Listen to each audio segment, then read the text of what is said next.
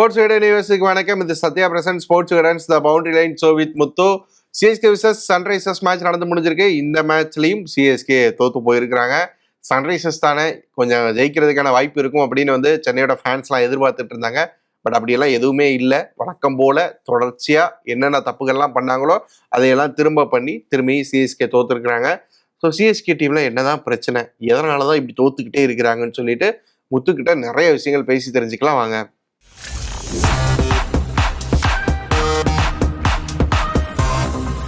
வணக்கம் முத்து ப்ரோ. வணக்கம் ஸ்ரீராம். ஃபிளமிங் பேசாமலே இருந்திருக்கலாம். எதையோ பேசிட்டு போய் நல்லா அப்படி ஹோப்பே இல்லாம இந்த ஃபேன்ஸுக்கு ஏதோ அப்படி லைட்டா தூண்டி விட்டு போனாரு. ஆனா மேட்ச்ல ஒன்றும் இல்லை, பேச்சுல தான் இருந்துச்சு தவிர செயல்ல ஒன்றும் இல்லை. அதே மாதிரி திரும்பி தோத்துருக்குறாங்க. மேட்சை பத்தி சொல்லுங்க. பாருங்க, இப்போ நீங்க ஃபர்ஸ்ட் ஃபிளமிங் பேஜ்ல இருந்து ஆரம்பிச்சீங்கன்னா ஒரு கோச் அந்த மாதிரி தான் மேட்சுக்கு முன்னாடி பேசுவாரு. அவர் அங்க டிமோட்டிவேட்டடா பேச மாட்டாரு. இன்ஃபேக்ட் நம்ம ஷோல நம்ம என்ன சொன்னோம், அவங்க இந்த கால்குலேட்டரை வச்சு மேத்தமேட்டிக்கல் பாசிபிலிட்டி சொல்றாங்க. அது இன்னமும் இருக்கு. ஆக்சுவலா கால்குலேட்டர்ல நீங்க கிரிக்கெட் விளையாடுனீங்கன்னா இன்னமும் பாசிபிலிட்டி இருக்கு. பட் நம்ம அந்த ஷோலயே சொன்னோம் மேட்சுக்கு முன்னாடி, அடுத்த 2 பாயிண்ட் எங்க வருதுன்னு பாருங்க, பிளே ஆஃப் பத்தி எல்லாம் யோசிக்கவே கூடாதுன்னு. அதே தான் திரும்பவும் இப்ப இன்னும் கொஞ்சம் தூரம் போயிருக்கு. அவ்வளவுதான். போன மேட்சே ஜெயிச்சிருந்தாலும் சான்ஸ் இல்ல. எஸ்ஆர்எச் மேட்ச் இந்த மேட்ச் ஜெயிச்சா, இது மேட்ச் தோத்துறதுனாலும் எதுவும் பெருசா பாதிப்பு ஏற்படல. அட்லீஸ்ட் கொஞ்சம் பாசிட்டிவ்ஸ் நான் பாக்குறேன் இந்த மேட்ச்ல. சின்ன பசங்களுக்கு சான்ஸ் கொடுத்தாங்க, அவங்க நல்லா பண்ணாங்க. இந்த மேட்சை பொறுத்த வரைக்கும் ஏன் கொஞ்சம் நம்பிக்கை இருந்துச்சு அப்படின்னா, சன்ரைசர்ஸும் சிஎஸ்கே மாதிரி தான். அவங்களுக்குமே எதுவுமே சரியா போகல இந்த சீசன். ரொம்ப ரொம்ப மோசமா தான் ஆடிக்கிட்டு இருந்தாங்க. அதனாலதான் இந்த மேட்ச்ல சிஎஸ்கே மேல கொஞ்சம் நம்பிக்கை இருந்துச்சு. சரி, ஏதோ பண்ணிடுவாங்க, இந்த மேட்சா வின் பண்ணிடுவாங்க. அந்த பிளே ஆஃப்ஸ் பத்தி யோசிக்கல அப்படின்னாலும் ஒரு சின்னதா ஒரு கம்பேக் இருக்கும் அப்படின்னு எதிர்பார்த்தாங்க. பட் அது கூட இல்லையே. பேட்டிங்ல பார்த்தோம் அப்படின்னா வழக்கமான அந்த சொதப்பல்கள் அப்படியே இருந்துச்சு. 1-2 பாசிட்டிவ்ஸ் நீங்க சொன்ன மாதிரி இருந்துச்சு. பட் அது பெருசா பலன் அடிக்கல இல்லையா பெருசா. எக்ஸாக்ட்லி ஸ்ரீராம். அதாவது இந்த சீசன் ஃபுல்லாவே இருந்த அதே பூதங்கள் தான். இவங்க என்னதுன்னா, இப்ப வழக்கமா ஒரு செட்டில் காம்பினேஷன் இன்னமும் கிடைக்கல. அதனாலதான் டீம் தோக்குது. அது ஒரு நிதர்சனமான உண்மை. பட் செட்டில் காம்பினேஷன்றப்ப அவங்க ஒரு ஸ்டெப் முன்னாடி போனா ஒரு ஸ்டெப் பின்னாடி வராங்களே. இப்போ ஒரு சின்ன பையனை ஆட வச்சாங்க ஒரு மேட்ச். அதே மேட்ச் ராகுல் திரிபாட்டியும் ஆட வச்சாங்க. அப்புறம் இன்னைக்கு பாத்தீங்கன்னா டெவால் பிரேவிஸ்னு ஒரு ஸ்டெப் முன்னாடி போறாங்க, தீபக் ஹூடான்னு ஒரு ஸ்டெப் பின்னாடி போறாங்க. எனக்கு இதுதான் புரிய மாட்டேங்குது. இப்ப நீங்க ஒண்ணு பாருங்க, இனிமே பிளே ஆஃப் சான்ஸ் இல்லைன்னு சொல்லிட்டு எல்லாருமே சின்ன பசங்களை இறக்குறதா நல்லதா இருக்கும். பட் அதே சமயம் இந்த மேட்ச் தோத்ததுக்கான காரணம் உங்களோட சீனியர் பிளேயர்ஸ் தான். உங்களோட நீங்க சோ கால்ட் எக்ஸ்பீரியன்ஸ்னு போய் எடுத்த பிளேயர்ஸ் தான் இந்த மேட்ச் கவுத்தாங்க. பேட்டிங்ல என்னதான் தப்பா போகுதுன்னு நினைக்கிறீங்கன்னா, நம்ம ஓவர் சேஞ்சஸா சொல்றோம்ல. ஃபர்ஸ்ட் ஓப்பனிங்ல மொமெண்டம் கிடைக்கல, ஓப்பனிங்கை மாத்துங்கன்னு. நம்ம நீங்க கூட ரச்சினை பத்தி சொல்லியிருந்தீங்க, ஒரு ஓடி பிளேயர், T20க்கான பிளேயர் இல்லை அப்படின்னு சொல்லிட்டு. இன்னைக்கு ரச்சினை டிராப் பண்ணியிருந்தாங்க. நம்பர் 3ல ஒரு சேஞ்ச் வேணும், நம்பர் 3ல சேஞ்ச் பண்ணாங்க. யங்ஸ்டர்ஸை உள்ள கொண்டு வரணும், யங்ஸ்டர்ஸை கொண்டு வந்தாங்க. என்னெல்லாம் சொல்றோமோ, இந்த நேர் விருப்பம் மாதிரி சன் மியூசிக்ல பாட்டு போடுற மாதிரி அடுத்தடுத்து எல்லாத்தையும் பண்ணிக்கிட்டே இருந்தாங்க. பட் என்ன பண்ணாலும் அந்த மொமெண்டம் அப்படிங்கிறது கிடைக்கவே மாட்டேங்குது. இன்னைக்கும் பாத்தீங்கன்னா டெவால் பிரவிஸ் ஆடினப்போ கொஞ்சம் ஓகே, இந்த மாதிரி ஆயுஷ் மாதிரி ஆடினப்போ பவர் பிளேல கொஞ்சம் ஓகே. பட் அந்த 2 ஃபேஸையும் தூக்கிட்டு தள்ளி வச்சுட்டு பாத்தீங்க அப்படின்னா ஒண்ணுமே இல்லை கேம்ல. அதேதான். அது பழைய மேட்சஸ்க்கு தான் திரும்ப எடுத்துட்டு போகுது. அதுதான் சொல்றேன், ஒரு ஸ்டெப் முன்னாடினா ஒரு ஸ்டெப் பின்னாடி பாருங்க. டெவால் பிரவிஸ் நம்பர் 4 வராதது எனக்கு ஆச்சரியமா இருந்துச்சு. பவர் பிளேக்குள்ளேயே ரவீந்திர ஜடேஜா வந்தார் பேட்டிங்க்கு. அண்ட் என்ன இது புது யுக்தின்னு எனக்கு தெரியலைங்க. ஜடேஜா இப்போ 35 வயசு அவருக்கு. அவர் 18 வயசுல இருந்து ஆடிக்கிட்டு இருக்காரு ஐபிஎல். முதல் சீசன் ராஜஸ்தான் ராயல் ஜெயிச்ச சீசன்ல இருந்து ரவீந்திர ஜடேஜா இப்ப வர ஐபிஎல் ஆடிருக்காரு. எவ்வளவு மேட்சுங்க நம்பர் 4 போயிருக்காரு ஜடேஜா? எனக்கு புரியலையே. இன்ஃபேக்ட் இந்த சீசன் இந்த மேட்சுக்கு முன்னாடி அவர் தான் lowest power play, lowest strike rate against spin 100 கூட இல்லைன்னு நினைக்கிறேன். ஆமா, 100 விட கீழே அகைன்ஸ்ட் ஸ்பின். மினிமம் 50 பால்ஸ் ஆடினவங்கல lowest strike rate against spin Ravindra Jadeja தான். பட் இந்த மேட்ச் ஒரு 2 ஷாட் நல்லா போனாரு. பட் கமிந்து மெண்டிஸோட நல்ல பால் அவுட் ஆன, உள்ள வர பால் எதிர்பார்க்கல. அந்த பால் ஆஃப் ஸ்பின்னுக்காக அவர் நின்னாரு. அது வித் ஆம் வந்துச்சு. அவர் வித்தகார போலர் தான். பட் நீங்க எதுக்காக அவரை இது மேல அனுப்புறாங்கன்னு எனக்கு தெரியல. எதுக்காக சிவம் தூபே டிலே பண்ணணும்? இன்ஃபேக்ட் பெட்டர் ஸ்ட்ராட்டஜி சிவம் தூபேக்கு பவர் பிளே கொடுத்து எல்லா ஃபீல்டர்ஸும் உள்ள இருப்பாங்க. அங்க 2 4 வந்துச்சுன்னா ஓகே, அங்க இருந்து அவர் கான்பிடன்ஸ் எடுத்து பவர் பிளேக்கு அப்புறம் ஸ்பின் வரப்ப அடிக்கலாம். இவங்க சிவம் தூபையை எடுத்துட்டு வர மாட்டோம் சொல்லிட்டு டிலே பண்ணாங்க பேட்டிங்ல. போலிங்லயும் 10 ரன் ஒரு 2 ஓவர் நல்லா போட்டதுக்கு அப்புறம் அவர் எடுத்துட்டு வர மாட்டோம்னு டிலே பண்ணாங்க. ஜடேஜா ஒரு நாள் ரொம்ப நல்லா போலிங் போட்ட அன்னைக்கு அவருக்கு ஓவர் கொடுக்கல. அந்த பேட்டிங் ஆர்டர் புரிஞ்சுக்கிறதே சிரமமா இருந்துச்சு. நீங்க சொன்ன மாரி. யார் யார் எங்க வராங்க. ஆனா இதுல வந்து என்னன்னா வந்து ஃப்ளெமிங் வந்து நான் அந்த பிளே ஆஃப்ஸ் பத்தி பேசினத வந்து சொன்னாலும், ஒரு விஷயத்த ப்ரீ மேட்ச் பிரஸ் கான்ஃபரன்ஸ்ல ரொம்ப நல்லா சொல்லியிருந்தாரு. என்னன்னா, டாப் ஆர்டர்ல மொமெண்டம் கிடைச்சு ஒரு நல்ல பார்ட்னர்ஷிப் வந்துருச்சு. ஒரு 75 ரன்ஸ் டாப் ஆர்டர் எடுத்து குடுத்துட்டாங்க அப்டின்னா, எந்தெந்த பிளேயர்ஸ் எந்தெந்த இடத்துல இறங்குறாங்களோ, அந்தந்த இடத்துல தான் இறங்குவாங்க. இன்ஃபாக்ட் தோனி வந்து கடைசி 3, 4 ஓவர்ல தான் இறங்கணும்னா, அவர் அந்த இடத்துல தான் இறங்குவாரு. அதுக்கான ஸ்பேஸ் தான் அவருக்கு இருக்கும். அதே மாரி ஜடேஜா எங்க இறங்கணுமோ அங்க தான் இறங்குவாரு. டெவால் பிரூவிஸ் எங்க இறங்குறாரோ அங்க தான் இறங்குவாங்க. அந்த ரோல் கிளாரிட்டி அப்படிங்கிறது தெளிவா இருக்கும். ஆனா இப்படி டாப் ஆர்டரே வந்து சொதப்பும்போது, அந்தந்த பிளேயர்ஸ்க்கான ரோல் கிளாரிட்டியே இல்லாம போயிருது. ஜடேஜா வந்து எங்கேயோ இறங்க வேண்டியவர், இப்ப எங்கேயோ இறங்கிட்டு இருக்கிறாரு. ஸோ இந்த மாரி அந்த ரோல் கிளாரிட்டி இல்லாம போறது அப்படிங்கிறது பிரச்சனை தானே. ஸ்ரீராம் இதுக்கு தியரியா கேட்கறதுக்கு நல்லா இருக்கு. நான் திரும்ப சொல்றேன். ரோல் கிளாரிட்டின்னு இவ்ளோ பேசுறாங்களே 38க்கு 4 இருந்தாங்க. இதே டீமோட சிஎஸ்கேவோட பஞ்சாப் 38க்கு 4ல இருந்து 220 அடிக்கலையா? ம். அங்க அங்க என்ன ரோல் கிளாரிட்டி? வா பேட்ட உடு. ம். ஏன்னா அந்த மேட்ச் அவங்க 150 ஆல் அவுட் ஆக வேண்டிய மேட்ச். அவங்களுக்கு தெரியும் ம். 150க்கு ஆல் அவுட் ஆகுறதுக்கு நம்ம வந்து அட்லீஸ்ட் ட்ரை பண்ணி 200 எடுத்துட்டு வருவோம்னு. அத ட்ரை ம். பண்ணி கடைசியில சஷாங்க் சிங் அடிச்சு 220 அடிச்சாங்க. சிஎஸ்கேவால சேஸ் பண்ண முடியல. ம். சிஎஸ்கேவோட ஹையஸ்ட் ஸ்கோர் இந்த சீசனே 201 அந்த ரன் சேஸ்ல வந்ததுதான். ம். ம். சோ ரோல் கிளாரிட்டி இந்த மாதிரி விஷயங்கள் வந்து நீங்க பிளான் பண்ணலாம். பட் கேமுக்கு ஏத்தாப்புல நீங்க வந்து மூவ் ஆன் ஆகணுமே. ம். பட் நீங்க சொல்ற விஷயம் வந்து என்னன்னா வந்து, ஒரு பிராக்டிகலா யோசிக்காம ஒரு ஒரு ஒரு ட்ரீமா யோசிச்சு ஒரு ஒரு பெருசா ட்ரை பண்ணி பார்க்கணும் அப்படிங்கிறீங்க இல்லையா? தோத்தாலும் பரவால்ல ட்ரை பண்ணி பார்ப்போம் அப்படின்னு. இனிமே ஏன்னா அந்த கட்டத்துக்கு வந்தாச்சு. இன்னைக்கு நான் வந்து ஒரு ஒண்ணு என்னதுன்னா, அவங்களோட ஓப்பனிங் காம்பினேஷன நான் உண்மையிலேயே ரசிச்சேன். பால் விக்கெட் போச்சு ஓகே. பட் ஐபிஎல் ஹிஸ்டரியிலேயே 2 யங்கஸ்ட் ஓப்பனர்ஸ் வந்து இறங்குனது போன மேட்ச் ராஜஸ்தான் ராயல்ஸ். ம். ம். 2 பேரோட ஏஜையும் சேர்த்தா எவ்வளவு 35 நினைக்கிறேன் போன மேட்ச். ம். 14 and 21 ஜெய்ஸ்வாலோடது நீங்க எடுத்துக்கிட்டீங்கன்னா. ம். இந்த மேட்ச் எவ்வளவு 17 பிளஸ் ஒரு 21 22 ம். செகண்ட் யங்கஸ்ட் இன் ஐபிஎல் எவர் ஒரு பார்ட்னர்ஷிப் ஃபார் சிஎஸ்கே இறங்குனாங்க. அங்க ஒரு ம். ஸ்டெப் ஃபார்வர்ட் இருந்துச்சு. ஓகே ஷேக் ரஷீத் ஒரு தடவை ஃபெயில் ஆனாரா இன்னும் சான்ஸ் கொடுங்க. பரவாயில்ல. ஏதோ ஒரு டேலண்ட் காமிச்சிருக்காரு. அண்ட் இவர் ஒரு இன்டென்ட் உள்ள பிளேயரா தெரியுறாரு. அதுக்கப்புறம் ம். டெவால் ப்ரூவிஸ்க்கு 22 23 வயசு தான் ஆகுது if I'm not wrong. And live wire ஃபீல்டுல இந்த மாதிரி பிளேயர்ஸை வச்சு இந்த மாதிரி பிளேயர்ஸ்க்கு சான்ஸ் கொடுக்கலாம். இன்னமும் எனக்கு வந்து தீபக் ஹூடாவை ஏன் விளையாட வச்சாங்கன்னு தெரியல. அதாவது ம். ஒரு நம்பர் பார்த்தேன். கடைசி 12 இன்னிங்ஸ் ஐபிஎல்ல ம். இன்னைக்கு அவர் 20 அடிச்சார்ல. ம். இதுதான் அவரோட ஹையஸ்ட் ஸ்கோர். ம். கடைசி 12 ஐபிஎல் இன்னிங்ஸ்ல. அதான் நம்ம இடையில வந்து அந்த சாம் கரன் வந்து வந்தத மறந்துட்டோம். பேட்டிங் ஆடுற மேல. அவர் வந்து ஒரு 10 பால் வந்து பவர் பிளேல வந்து நின்னு, ஒரு பவுண்டரி எனக்கு என்ன புரியல அப்டின்னா, இந்த பிளேயர்ஸ் கிட்ட ஸ்கில் இல்லையா? இல்ல அவங்க இந்த சிச்சுவேஷன்ஸ் தப்பா இருக்குதா? பிட்ச் ரொம்ப ஹார்டா இருக்குதா? என்னன்னு எனக்கு புரிஞ்சுக்க முடியல. சாம் கரனால பவர் பிளேல ஒரு பவுண்டரி கூட அடிக்க முடியாத அளவுக்கு அவரோட கேம் அப்டிங்கிறது இருக்குன்னு புரிஞ்சுக்க முடியல. அண்ட் தீபக் கூட பத்தி நீங்க சொல்றீங்க. பட் என்னதான் இருந்தாலும், ஒரு பவுண்டரி கூட ட்ரை பண்ண முடியாத அளவுக்கா ஒரு பிளேயரோட ஸ்கில் வந்து ரொம்ப கம்மியா இருக்க போகுது. என்னதான் பிரச்சனை அப்டிங்கிறத புரிஞ்சுக்க முடியல. சத்தியமா எனக்கும் புரிஞ்சுக்க முடியும். ஆனா சாம் கரன் அவர் இருக்கிறப்போ பேட்டிங் மேபி இப்படிதான் இருந்துச்சு. ஏன்னா ஒரு பக்கம் இவரு அடிச்சுக்கிட்டு இருந்தார் மாத்திரை. ம். சோ ஒரு 2 சிங்கிள் எடுத்து கொடுக்கலாம். நடுவுல 4 5 டாட் பால்ஸ் ஆடினாரு ஓகே. ம். பட் பாருங்க எதுவுமே ஒர்க் அவுட் ஆகல. ரச்சின் ரவீந்திரா அவுட் ஆஃப் ஃபார்ம்ன்றதால சாம் கரனை ட்ரை பண்றாங்க. அதை ம். தாண்டி அதுல ரீட் பண்றதுக்கு என்ன இருக்குன்னு எனக்கு சத்தியமா தெரியல ஸ்ரீராம். இப்போ நீங்க சொன்ன மாரி அந்த பஞ்சாபோட கேம சொன்னீங்க. 38 ஃபார் 4ல இருந்து 200 போனாங்க அப்டின்னு அந்த கேமு. என்னன்னா அவங்க கிட்டலாம் வந்து அத ட்ரை பண்ணி பார்க்கறதுக்கான ஒரு ஒரு ஏதோ ஒரு மனசு இருக்கு. ஒரு ஹார்ட் இருக்கு. ட்ரை பண்ணி பார்க்கலாம் என்ன வேணான்னு. இந்த டீம் கிட்ட அதுவே இல்லையே. ஏன்னா ஒவ்வொரு மேட்ச் முடிஞ்சதுக்கப்புறம் பார்த்தோன்னா, ஃப்ளெமிங் வந்து யங் பிளேயர்ஸ் வந்து ஃபர்ஸ்ட் பால்ல இருந்தே அடிக்கிறாங்க. இந்த அப்ரோச்சே தப்பா இருக்கு. இது வந்து கிரிக்கெட்டுக்கே ரொம்ப ஆபத்து அப்படின்னு சொல்லிட்டு, அந்த அட்டாக்கிங் கிரிக்கெட்டுக்கே அகைன்ஸ்டா தான் ஒரு மாரி பேசிட்டு இருக்கிறாரு. ஸோ மைண்ட் செட்டாவே வந்து அந்த அட்டாக்கிங் கிரிக்கெட்டுக்கு அகைன்ஸ்டா இருக்கிறப்போ, நீங்க இந்த டீம் கிட்ட வேற எதுவும் எதிர்பார்க்க முடியாதுல்ல. Exactly Sriram. But partly right partly wrong. நான் வந்து கம்ப்ளீட்டாவும் அக்ரி பண்ணல, கம்ப்ளீட்டாவும் டிஸ்அக்ரி பண்ணல. பாருங்க இப்போ அந்த டீமால என்ன பண்ண முடியும்? இப்போ சிஎஸ்கேவுக்கு எதிராக அவங்க ஆடின மேட்ச்ல வந்து அவங்களுக்கு தெரியும் 150 அடிச்சா நம்ம மாட்டி போகணும். சோ 38 நாள்ல வா பேட்ட உடுன்னு 200 அடிச்சாங்க.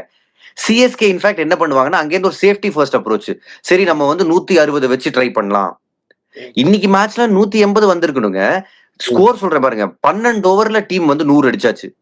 ம். அடுத்த 8 ஓவர்ல 12 ஓவர்ல 100 அடிச்சவங்க அது அடுத்த 8 ஓவர்ல 80 அடிச்சா கூட 180 வருது. சரி ம். 80 வரல. 70வது வரணும்ல. ம். அடுத்த 8 ஓவர்ல ரன்ன பால் ஆடி இருக்காங்க. ம். அங்கதான் உங்களுக்கு மொமெண்டமே இல்லாம போச்சு. இன்ஃபாக்ட் மொமெண்டம்னு இவ்வளவு பேசுறாங்கல்ல. பிரெவிஸ் அமைச்சு கொடுக்காத மொமெண்டமா?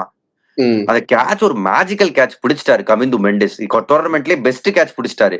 அது நடக்கலைன்னா மேபி சிஎஸ்கே 180 வந்திருக்கலாம். பிரெவிஸ் அடிச்ச அடிக்கு. இல்ல அப்படின்னாலும், நம்ம ஒரு பிரவிஸ் மாரியான பிளேயர் கிட்ட இதத்தானே எதிர்பார்க்க முடியும். 42 ரன்ஸ் அடிச்சு குடுத்துட்டாரு. அதை கேரி பண்ணி எடுத்துட்டு போகணும்ல. அதை எடுத்துட்டு போறதுக்கான பிளேயர்ஸே இல்லையே இந்த டீம்ல. எக்ஸாக்ட்லி ஸ்ரீராம். அங்கதான் உங்களுக்கு வந்து ஒரு ஒரு சிவம் தூபே, எம்எஸ் தோனியும் இந்த மேட்ச் அவர் இருந்தாரு. தீபக் ம். ஹுடா அவராலையும் வந்து அவரால கிளியரே பண்ண முடியல. எனக்கு என்னன்னா சுத்தி கூட அவுட் ஆகுறத விடுங்க. ரன்னே வரல. அண்ட் என்ன பண்ணாருன்னா எவ்வளவு 19வது ஓவர் நினைக்கிறேன். 18வது over last ball 100 Ahmed single எடுத்துக்கிட்டாரு. ம்.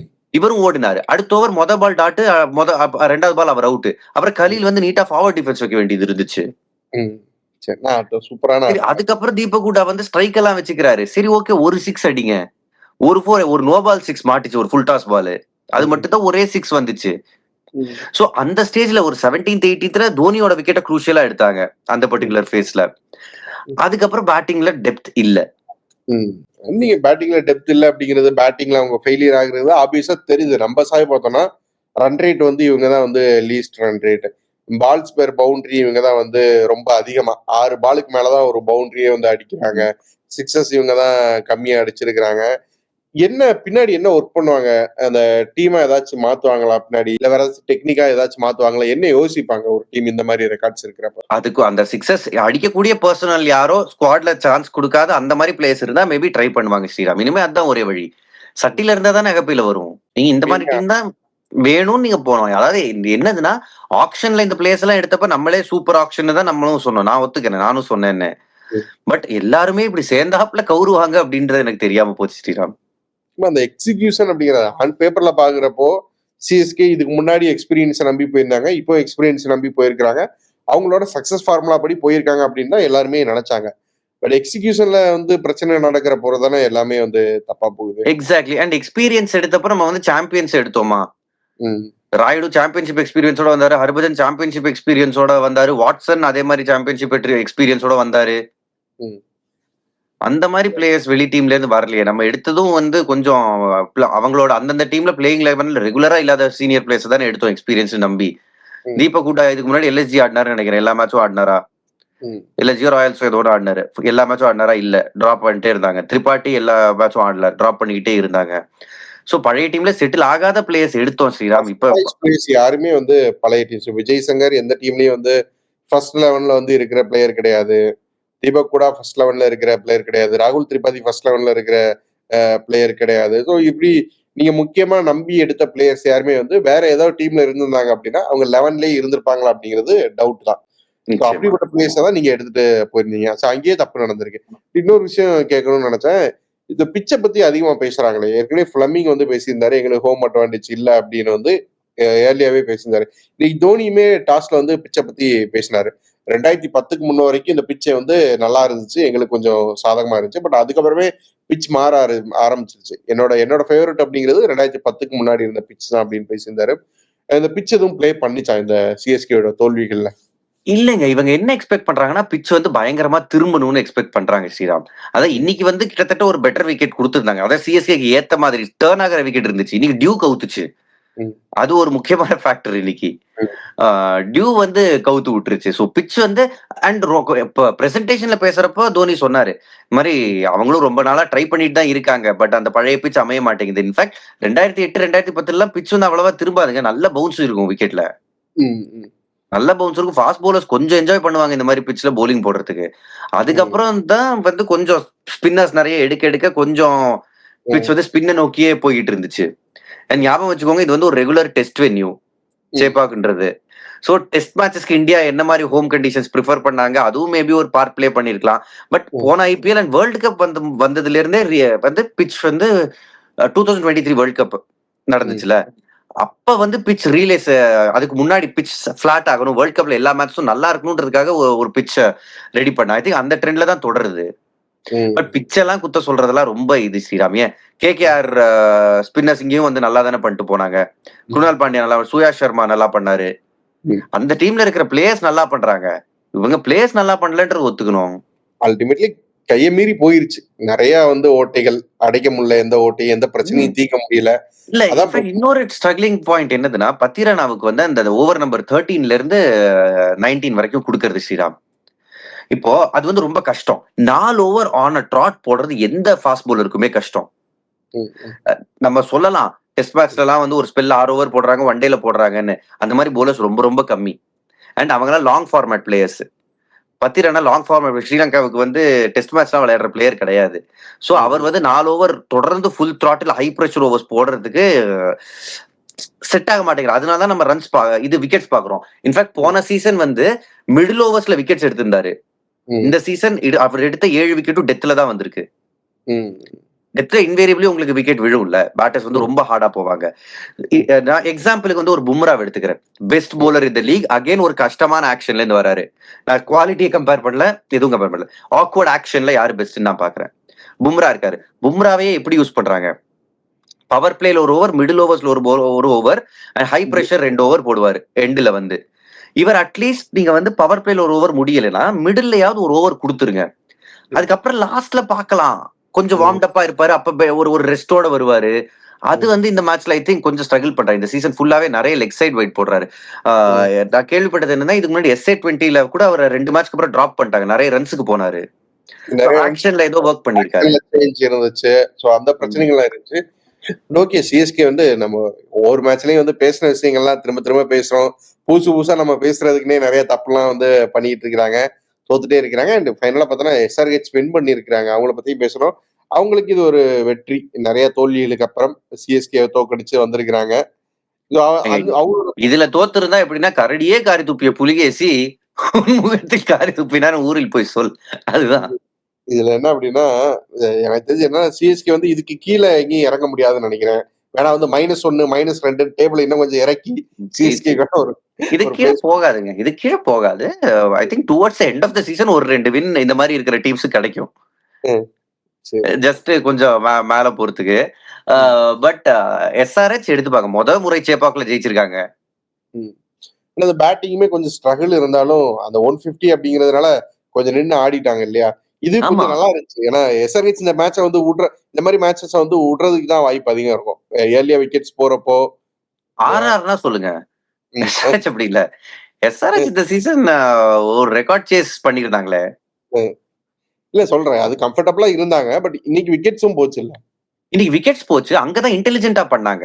அதான் அவங்களோட பேட்டிங் ஆர்டர் ஷஃப்லிங் வந்து ஒர்க் ஆச்சு. ஒன்னு பாருங்க, இஷான் கிஷன் வந்து இன்னைக்கு அவர் அந்த 100 அடிச்சாருல ஃபர்ஸ்ட் மேட்ச். அதுக்கப்புறம் இது எல்லா மேட்சும் சிங்கிள் டிஜிட்ல அவுட் ஆனாரு. சோ அவர் வந்து ஒரு மாதிரி காஷியஸா இருந்தாரு. இப்படிலாம் ஆடினா நம்ம எங்க இருந்து சர்வைவ் ஆகுறதுன்னு சொல்லிட்டு ரொம்ப ரொம்ப அடக்கமா விளையாடினாரு. அவே ஃப்ரம் த பாடி பெருசா ஷார்ட் ஆகல. ரொம்ப லூஸ் பால் தான் அடிச்சாரு. அவர் அவுட் ஆன பால் கூட சாம் கரன் ஒரு செம கேட்ச். சோ ரொம்ப கால்குலேட்டடா அவர் விளையாடினாரு. அது ஒரு ஃபேக்டரா இருந்துச்சு. அனிகேத்த மேல அனுப்புனது சரியா செட் ஆகல. But Kamindu Mendis pitch turn ஆகுது. 100 அஹமத பிக் பண்ணல. பட் இந்த ஸ்ரீலங்கால இருந்து இது வர பிளேயர்ஸ், இந்த மெண்டிஸ்னு பேர் வச்சா போதும், ஸ்வீப்பா அடிப்பாங்க போல. இந்த குசல் மெண்டிஸ் அடிப்பாரு. அந்த மாதிரி வந்து ஸ்வீப்பா அடிச்சு தள்ளினார் 100 அஹமத. அதுல ஒரு 2 பவுண்டரி மாட்டுச்சு. அண்ட் அவரும் ரெட்டியும் கடைசியில வந்தாங்கல்ல. லாஸ்ட் 4 ஓவர் ஏதாவது RR இருந்தா மட்டும்தான் அந்த மேட்ச் தோக்க முடியும். நான் கமெண்ட்ரியில இருந்தப்ப நான் அந்த ஓவர் தான் விடுபடுறேன். கமெண்ட்ரியில இருந்து நான் சொன்னேன், இதுக்கு மேல வந்து இந்த மேட்ச் தோக்குறதுன்னா SRH வந்து RR மாறணும், இல்லன்னா எதுவும் நடக்காதுன்னு. So with an over to spare அவங்க வந்து அடிச்சாங்க. ஏன்னா ரெட்டி இவரும் வந்து பெரிய ஷாட்டுக்கு போகல. தொட்டு 1-2 ஓடினாங்க. அந்த ரன்னிங் பிட்வீன் தி விக்கெட்ஸ் நல்லா இருந்துச்சு. சோ ஜெயிச்சா போதுண்டா அந்த 2 பாயிண்ட் அப்படின்ற ஒரு மனசோட அவங்க இருந்தாங்க. அவங்களுக்கு ஒரு ஆறுதல் பரிசு கிடைச்சிச்சு. எல்லாருக்கும் 2 பாயிண்ட் கொடுத்துட்டோம். பக்கத்து சிஎஸ்கேவோட ஃபீல்டிங்கும் கொஞ்சம் மொக்கையா தான் இருந்துச்சு. கிரவுண்ட் ஃபீல்டிங் அபார்ட் ஃப்ரம் ஒரு 2 நல்ல கேட்சஸ். இதெல்லாம் போன வீடியோல பேசியிருப்போம். யாராவது வேணும்னா நீங்க போன வீடியோஸ் கூட பாத்துக்கலாம். அதே மேட்டர் தான், அதே பாயிண்ட் தான். இப்போ போர் அடிக்கும் போது எடுத்து எல்லா மேட்சும் பாத்துக்கோங்க. நல்லா இருக்கும், இன்ட்ரெஸ்டிங்கா இருக்கும். இன்னைக்கு ஒரு மேட்ச் இருக்கு. குயிக்கா உங்க ப்ரெடிக்ஷனை சொல்லுங்க. KKR பஞ்சாப். KKR வந்து இந்த கிரவுண்ட்ல 9 தடவை ஜெயிச்சிருக்காங்க. பஞ்சாப் 4 தடவை தான் ஜெயிச்சிருக்காங்க. ஓவரால் KKR பக்கம் தான் பலம் இருக்கு.